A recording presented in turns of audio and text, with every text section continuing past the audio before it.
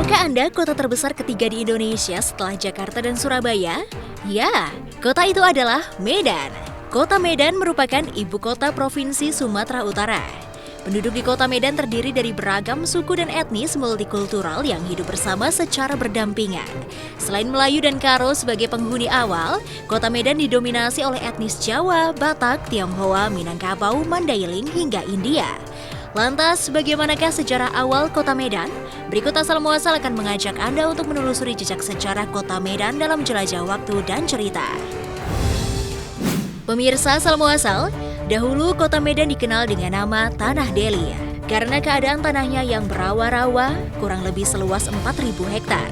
Asal muasal nama kota Medan sendiri berasal dari kata Tamil Maidan atau Maidanam yang berarti tanah lapang atau tempat yang luas. Menurut bahasa Melayu, Medan berarti tempat berkumpul. Sejak zaman dahulu kala, ia menjadi tempat bertemunya orang-orang dari hamparan Perak, Sukapiring, dan daerah lain untuk berdagang. Selain itu, asal-muasal nama Medan ini sangat erat kaitannya dengan pendiri kota Medan. Konon, nama Medan diambil dari kata Madan yang dalam bahasa Karo artinya sembuh. Kabarnya kata ini kerap digunakan di masa lampau, karena di kawasan Medan Putri terdapat sebuah sungai yang dapat menyembuhkan penyakit lepra atau kusta. Kata Madan kemudian berubah menjadi Medan seiring dengan cara penyebutan yang dilakukan para pengunjung. Kota Medan ini didirikan oleh seorang tokoh besar bernama Guru Patimpus. Ia adalah seorang Karo bermarga Sembiring Palawi yang berasal dari dataran tinggi Karo. Pada tahun 1950, ia membuka kawasan hutan di antara Sungai Deli dan Babura. Kemudian mendirikan kampung kecil bernama Medan Putri. Medan Putri berkembang dengan cepat menjadi salah satu pelabuhan transit penting di Sumatera Utara dan berganti nama menjadi Medan. Hingga saat ini, masyarakat kota Medan memperingati 1 Juli 1950 sebagai hari jadi kota Medan. Untuk menghargai jasanya, pemerintah daerah setempat bahkan membuatkan monumen Guru Patimpus di kawasan Petisa. Salah satu ciri yang paling melekat dengan kota Medan adalah suku Batak. Tidak dipungkiri, hal ini terjadi karena suku Batak berasal dari Sumatera Utara dan Medan menjadi ibu kota dari provinsi ini. Padahal sebenarnya, penduduk asli dari Medan adalah Melayu. Hal ini bisa Anda lihat dari berdirinya Istana Maimun di pusat kota Medan. Walau begitu, sebenarnya Medan merupakan kota metropolitan dengan penduduk yang amat beragam. Anda bisa menemukan berbagai suku di kota ini, sehingga Medan sering dijuluki sebagai miniatur Indonesia. Arahap itu masuk Mandailing kan? Akui dulu, Arahap itu masuk Mandailing Oh, kan? masuk Mandailing. Kau marga apa? Arab. Seringkali orang-orang mengasosiasikan bahasa Medan dengan bahasa Batak. Padahal masyarakat Medan mempunyai bahasa sendiri. Bahasa Medan terdiri dari bahasa campuran yang tercipta karena beragamnya penduduk di kota ini. Mulai dari bahasa Melayu, Batak, Karo, Jawa, Cina, Aceh, Padang hingga India memberikan sentuhan tersendiri bagi bahasa Medan. Kosakata yang digunakan juga sangat berbeda dengan bahasa kebanyakan. Misalnya saja kata galon untuk menyebut pom bensin, kemudian juga kata sewa untuk menyebut penumpang, dan masih banyak lainnya. Sebagai salah satu kota terbesar di Indonesia, Medan memiliki julukan kota multi-etnis. Medan juga kerap menjadi destinasi wisata para wisatawan baik domestik maupun dari mancanegara. Lantas, bagaimanakah destinasi wisata di kota Medan? Berikut beberapa destinasi wisata yang ada di kota Medan. Objek wisata di Medan yang pertama yaitu Istana Maimun. Istana Maimun memiliki lokasi yang tepatnya berada di Kelurahan Sukaraja, Kecamatan Medan Maimun, Kota Medan, Sumatera Utara. Istana ini sama seperti Masjid Raya Medan, yang merupakan salah satu dari beberapa landmark yang ada di Kota Medan. Karena itulah, banyak orang-orang dari berbagai daerah bahkan negara lainnya khusus datang untuk melihat keindahan Istana Maimun. Istana Maimun menjadi salah satu istana yang paling indah di Indonesia. Hal ini dikarenakan desainnya yang unik dengan perpaduan berbagai budaya, seperti Melayu bergaya Islam, India, Spanyol, dan Italia. Pengaruh Islam sendiri dapat dilihat dari bentuk atapnya yang melengkung seperti perahu yang ada di Timur Tengah. Lalu di bagian ruang tamu Anda akan menemukan ruang tahta yang didominasi dengan warna kuning. Ruang yang memiliki luas sekitar 412 meter persegi itu difungsikan sebagai penempatan Sultan Delhi atau acara tradisional lainnya. Wisata Kota Medan yang populer selanjutnya adalah Kawah Putih Dolok Tinggi Raja. Salju panas Dolok ini adalah tempat wisata yang berada di Tinggi Raja, Kecamatan Silau Halen, Kabupaten Simalungun dan berjarak sekitar 4 jam dari pusat kota Medan. Di tempat ini, Anda akan dimanjakan dengan pemandangan alam yang sangat indah dan menikmati keindahan salju panas di tengah-tengah hutan tropis Sumatera. Kawasan salju panas Dolok ini sejak tahun 1924 merupakan tempat yang dilindungi berdasarkan keputusan bersama dari Raja-Raja Simalungun. Salju panas Dolok ini terletak di cagar alam yang eksotik yang berada pada area dengan luas sekitar 176 hektar dan memiliki hamparan kawah putih mencapai 4 hektar. Anda dapat menikmati keelokan alam dari kawasan hutan hujan tropis dataran rendah yang subur dan hijau dengan beragam jenis pohon di dalamnya. Para wisatawan yang datang ke sana ternyata tidak hanya sekedar ingin menikmati pemandangan dan menghirup udara sejuk saja, melainkan air dan kapur di sana dipercaya mengandung belerang yang bagus untuk kesehatan kulit. Bisa menghilangkan gatal-gatal, menyembuhkan panu, membersihkan jerawat, bahkan dipercaya juga membuat kulit awet muda. Selain objek wisatanya, kuliner khas Medan juga tak kalah menarik. Medan memang dikenal banyak menghasilkan makanan lezat, hasil perpaduan dari banyak suku bangsa yang menetap di Medan. Dan berikut beberapa kuliner khas kota Medan. Mie gomak. Dinamakan mie gomak karena cara penyajiannya yang digomak-gomak atau digenggam dengan tangan. Meskipun saat ini banyak yang tidak lagi digenggam sewaktu menghidangkannya, mie gomak dikenal pula sebagai spaghetti Batak karena bentuknya yang menyerupai lidi. Mie gomak biasanya berbentuk kuah atau goreng dan memiliki cita rasa yang unik, apalagi dicampur dengan bumbu khas, yakni jeruk andaliman. Kemudian lontong Medan. Indonesia memang terkenal memiliki beberapa lontong sayur yang enak. Salah satunya yaitu lontong Medan. Yang unik dari lontong Medan adalah pemakaian udang dan tauco di dalamnya, sehingga menghasilkan rasa gurih yang nikmat. Untuk sayurnya sendiri pun bervariasi. Ada labu, sayur nangka kuah kuning, sayur labu siam, wortel dan kacang panjang. Dilengkapi pula dengan telur balado, rendang daging, kering tempe teri kacang, dan kacang tanah goreng. Lontong Medan sangat cocok dijadikan menu sarapan. Yang terakhir ada kolak durian. Medan memang tidak pernah lepas dari durian. Salah satu makanan khas Medan yang merupakan olahan dari buah durian yang khas dari Medan adalah kolak durian. Campuran buah durian dengan ketan putih, pisang, dan siraman gula aren membuat kolak durian begitu lezat. Aroma buah durian yang khas serta disajikan bersama es membuat kolak ini begitu menyegarkan. Kolak durian akan terasa lumer di mulut ketika dimakan. Harga kolak durian cukup terjangkau, mulai dari Rp10.000 saja per porsinya. Nah, itulah sederet informasi mengenai asal-muasal kota Medan serta wisata dan kuliner khasnya. Semoga bermanfaat ya pemirsa.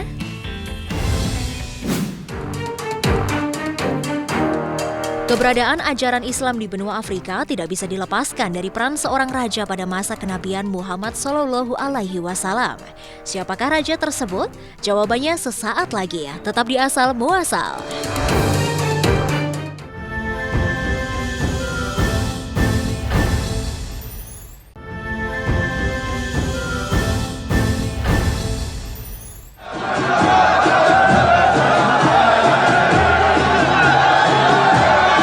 Dalam menyiarkan ajaran Islam, Nabi Muhammad tidak hanya menjumpai tantangan dari beragam kalangan, namun juga menerima sambutan serta dukungan dari beberapa pihak, termasuk dari seorang Raja Najasyi.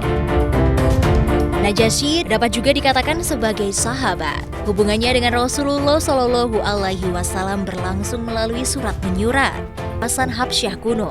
Sosoknya menjadi penyelamat dalam kisah yang diriwayatkan mengenai perjalanan kaum muslimin menghindari serangan kaum Quraisy.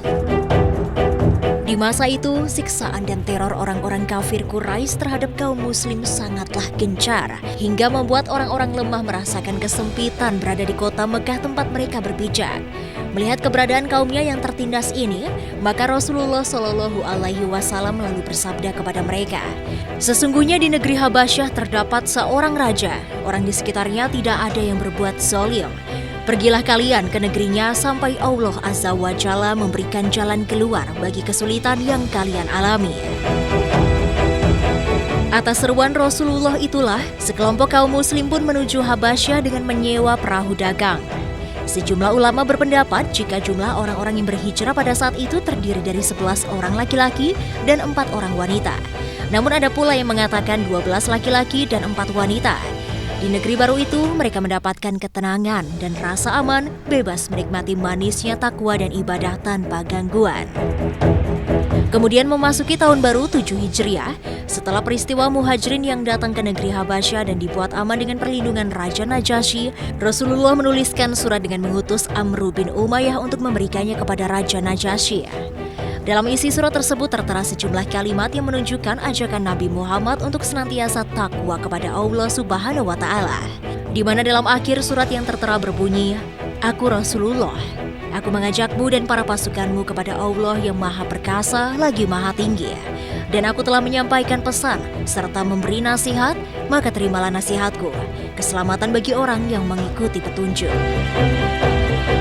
Raja Najasyi menjadi salah seorang pemimpin yang mendapatkan tempat khusus dalam sejarah perjalanan Rasulullah menyiarkan Islam. Jasanya akan terus dikenang sebagai sosok pelindung hingga akhir hayatnya. Saat ini, makam Raja Najasyi dapat ditemui di kawasan Tigre, wilayah Habasyah atau yang saat ini dikenal sebagai negara Ethiopia. Terkait sejarah Islam di Ethiopia, beberapa peneliti melansir sebuah penemuan bersejarah dari negeri yang terletak di benua hitam Afrika ini, yakni kota kuno serta masjid dari abad ke-12 yang menjadi bukti adanya penyebaran agama Islam di zaman tersebut. Penemuan kota Islam kuno tersebut ditemukan di Harla'a, kawasan timur Ethiopia. Para arkeolog menjelaskan jika kota ini berdiri antara awal abad ke-10 hingga 15 Masehi. Bukan hanya itu, para arkeolog menemukan keberadaan kuburan dan nisan bergaya Islam serta sekitar 300 mayat di dalamnya. Para arkeolog pun membuat spekulasi bahwa kawasan tersebut juga menjadi pusat perdagangan karena ditemukan pula pecahan bejana kaca, batu kristal, akik dan manik-manik kaca, serta kulit kerang dan tembikar yang kabarnya diimpor dari Madagaskar, Maladewa, Yaman dan Tiongkok. Para arkeolog juga menemukan penemuan dari abad ke-13 berupa koin perak dan perunggu yang berasal dari Mesir. Selanjutnya, Harla'a yang terletak 120 km dari Laut Merah dan 300 km dari Addis Ababa yang menjadi ibu kota Ethiopia saat ini. Para arkeolog membuktikan adanya hubungan sejarah antara berbagai komunitas Islam yang berbeda di Afrika karena penemuan masjid dari abad ke-12 ini memiliki kemiripan dengan masjid-masjid yang ditemukan di Tanzania serta Somaliland, wilayah otonom di Somalia.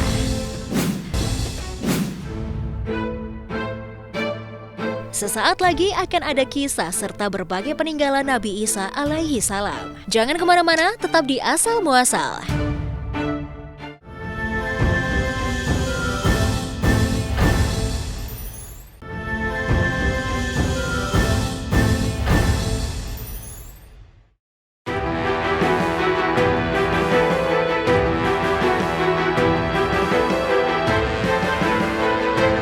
Sebagai seorang muslim, hendaknya kita mengetahui dan memperdalam berbagai kisah Nabi yang dapat diteladani. Dan salah satunya adalah Nabi Isa alaihi salam yang merupakan Rasul ke-24 dari 25 Nabi dan Rasul. Selain itu, ia juga merupakan Nabi terakhir dari Bani Israel yang diangkat oleh Allah Subhanahu wa Ta'ala ke langit. Kelahirannya pun menjadi salah satu bukti kebesaran Allah, sebab dirinya lahir dari Maryam, seorang perempuan yang tidak memiliki suami dan dianggap suci. Nabi Isa alaihi salam juga dikenal sebagai sosok yang tabah, sabar, dan memiliki keteguhan hati dalam menjalankan tugasnya. Maka tak heran jika ia mendapatkan gelar Ulul Azmi. Lantas, bagaimanakah kisah kehidupan beserta mukjizat dan peninggalan Nabi Isa? Untuk membahasnya lebih dalam, Asal Muasal akan mengajak Anda menelusuri jejak sejarah di balik Nabi Isa dalam jelajah waktu dan cerita. Menurut kisah yang beredar, Maryam saat itu mengasingkan diri dari keluarganya ke sebelah timur. Tiba-tiba saja, seorang laki-laki mendatanginya. Siapa sangka, sosok tersebut ternyata adalah malaikat Jibril dalam bentuk manusia. Maryam pun berkata, "Sesungguhnya aku berlindung daripadamu kepada Rabb yang Maha Pemurah, jika kamu seorang yang bertakwa." Dalam Al-Quran, surat Maryam ayat 18. Jibril menjawab dijelaskan dalam Al-Quran surat Maryam ayat 19. Artinya, ia Jibril berkata, "Sesungguhnya aku ini hanyalah seorang utusan Tuhanmu untuk memberimu seorang anak." Ayat tersebut ternyata bermakna untuk Maryam yang melahirkan Nabi Isa tanpa seorang suami. Hingga pada akhirnya beredarlah fitnah-fitnah terhadap dirinya. Meski mendapatkan fitnah, kelahiran Nabi Isa menjadi berkah bagi Maryam. Salah satu mukjizat yang didapat Nabi Isa alaihi salam adalah dapat berbicara saat bayi. Terbukti ketika saat Nabi Isa masih bayi bersaksi atas tuduhan keji yang dilemparkan kepada ibunya. Tidak hanya itu, Nabi Isa juga mendapatkan mukjizat lain. Allah Subhanahu wa Ta'ala berfirman dalam Al-Quran surat Maryam ayat 30 yang artinya, berkata Isa, "Sesungguhnya aku ini hamba Allah, Dia memberiku Alkitab Injil dan Dia menjadikan aku seorang nabi." Inilah salah satu mukjizatnya yang dapat membantah fitnah-fitnah terhadap ibunya. Ia dapat menegaskan dirinya adalah hamba Allah Subhanahu wa Ta'ala. Ketika Nabi Isa alaihi salam berumur 30 tahun, Allah Subhanahu wa Ta'ala menurunkan kitab Injil kepadanya. Dan Allah turunkan pada malam ke-18 di bulan Ramadan 1050 tahun setelah turunnya kitab Zabur. Selanjutnya pada usia 30 tahun, Nabi Isa menerima tugas kenabiannya di Bukit Zaitun. Namun tugas berdakwah Nabi Isa untuk menyampaikan risalah kerap menghadapi banyak tantangan dan rintangan yang luar biasa. Saat itu, kaum Bani Israel penuh kemaksiatan dan kitab Taurat masih menjadi petunjuk kehidupan kaum Bani Israel. Namun, kaum Bani Israel tidak mempercayai kenabiannya. Bahkan, Raja Rodes pun hingga mengumpulkan rakyatnya untuk menyaksikan kebenaran Nabi Isa alaihi salam. Akhirnya di depan banyak orang ia mengambil tanah liat dan membentuknya menjadi patung seekor burung. Patung tersebut kemudian ditiup olehnya. Dan dengan izin Allah, berubahlah patung itu menjadi seekor burung yang hidup dan bahkan dapat terbang. Lantas saja, kaum Bani Israel takjub dengan mukjizat yang dimiliki Nabi Isa. Mukjizat berikutnya dari Allah Subhanahu wa Ta'ala untuk Nabi Isa adalah konon dapat menghidupkan orang yang sudah meninggal dunia. Dan aku menghidupkan orang mati dengan izin Allah. Dalam Al-Quran, surat Ali Imran ayat 49. Dari kitab tafsir, Jalalain menyebutkan bahwa Nabi Isa dengan izin Allah menghidupkan sahabatnya bernama Azir dan juga seorang gadis kecil. Mereka berdua konon terus hidup hingga mempunyai keturunan. Dan ingatlah, di waktu kamu mengeluarkan orang mati dari kubur menjadi hidup dengan seizinku. Al-Quran surat Al-Maidah ayat 110. Kemudian, Nabi Isa memiliki keahlian menyembuhkan penyakit, khususnya buta sejak lahir dan kusta. Karena mukjizatnya inilah, ia kerap disangka sebagai tabib. Namun pernyataan tersebut dibantah oleh para ulama. Sebab dalam surat Ali Imran ayat 49 tertera, dan aku menyembuhkan orang yang buta sejak dari lahir dan orang yang berpenyakit kusta. Selain itu, dengan izin Allah pula Nabi Isa dapat menurunkan hidangan dari langit. Saat itu kaum Bani Israel meminta agar Nabi Isa menunjukkan kebesaran Allah. Nabi Isa pun menyanggupinya dan meminta kaum Bani Israel bertakwa jika Allah telah mewujudkan permintaan mereka. Allah akan mengabulkannya dan mengancam mereka yang tetap kafir setelahnya. Nabi Isa pun berdoa, "Ya Tuhan kami, turunkanlah kiranya kepada kami suatu hidangan dari langit yang hari turunnya akan menjadi hari raya bagi kami, yaitu orang-orang yang bersama kami dan yang datang sesudah kami, dan menjadi tanda bagi kekuasaan Engkau.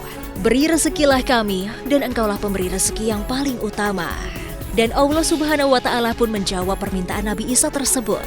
"Sesungguhnya aku akan menurunkan hidangan itu kepadamu. Barang siapa yang kafir di antaranya sesudah turun hidangan itu, maka sesungguhnya aku akan menyiksanya dengan siksaan yang tidak pernah aku timpakan kepada seorang pun di antara umat manusia." Al-Quran surat Al-Maidah ayat 115. Dan dalam waktu singkat, Nabi Isa pun berhasil memperoleh banyak pengikut. Selain mukjizatnya, Nabi Isa juga memiliki berbagai peninggalan yang sangat menarik. Apa sajakah itu? Beberapa jejak yang dipercayai merupakan peninggalan Nabi Isa alaihi salam. Salah satunya adalah pedang Al-Batar. Pedang ini merupakan bagian dari harta rampasan dari Bani Kainuka di Madinah. Diperkirakan memiliki panjang 101 cm. Senjata ini diklaim pedang warisan para nabi. Tidak hanya itu, pada pedang ini juga terukir sejumlah nama nabi, termasuk Nabi Isa. Dan dulunya pedang ini juga digunakan untuk membunuh musuh Nabi Muhammad Shallallahu Alaihi Wasallam. Sebagian ulama dan pakar mengatakan bahwa pedang yang sekarang tersimpan di Museum Topkapi Turki ini kelak di akhir zaman akan dipakai oleh Nabi Isa alaihi salam untuk menaklukkan Dajjal. Dalam hadis dikisahkan, Nabi Isa akan membunuh manusia bermata satu di kota Lut yang kini berada di Israel. Sesungguhnya Isa bin Maryam akan membunuh Dajjal di gerbang Lot. Hadis riwayat Ahmad, Tirmidzi dan Nu'aym bin Hamad. Konon peninggalan Nabi Isa selanjutnya adalah kitab Injil Barnabas. Pada tahun 2013, masyarakat dikagetkan dengan penemuan kitab Injil Barnabas yang selama ini dirahasiakan oleh Turki. Kitab Injil Barnabas yang diperkirakan sudah berumur 1500 tahun ini menggunakan bahasa Aramik. Bahasa tersebut diperkirakan digunakan untuk berkomunikasi di zaman Nabi Isa alaihi salam. Barnabas sendiri adalah nama murid pertama Nabi Isa. Dan saat ini, kitab Injil Barnabas sedang diteliti oleh salah satu gereja di Turki. Selanjutnya adalah makam Nabi Isa. Menurut kabar yang beredar, terdapat makam milik Nabi Isa di kawasan Masjid Nabawi. Makam tersebut terletak berdekatan dengan makam Nabi Muhammad Shallallahu Alaihi Wasallam. Konon, makam ini memang sengaja dipersiapkan untuk Nabi Isa. Meski demikian, hingga saat ini kabar tersebut belum dapat diketahui kebenarannya. Nah pemirsa, demikianlah kisah Nabi Isa alaihi salam beserta mukjizat dan peninggalannya yang merupakan sosok istimewa keteladanannya dari Allah Subhanahu wa Ta'ala.